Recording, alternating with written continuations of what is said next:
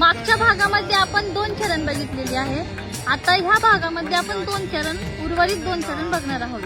असोनी संसारी जीवे वेगू करी वेदशास्त्र उभारी बाह्य सुद्धा ज्ञानदेव म्हणे व्यासाची आकुना द्वारकेचा राणा पांडवा घरी.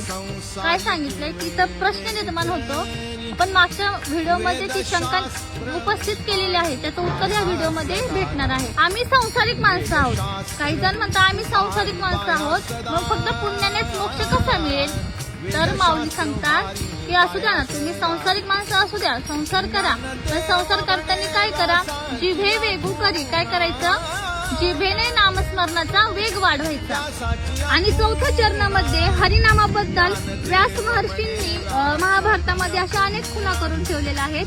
त्याचाच आचार पांडवांनी केला, त्याचंच अनुकरण पांडवांनी केलं. हरिनाम घेतलं, मग काय झालं? द्वारकेचं राणा पांडवा घरी.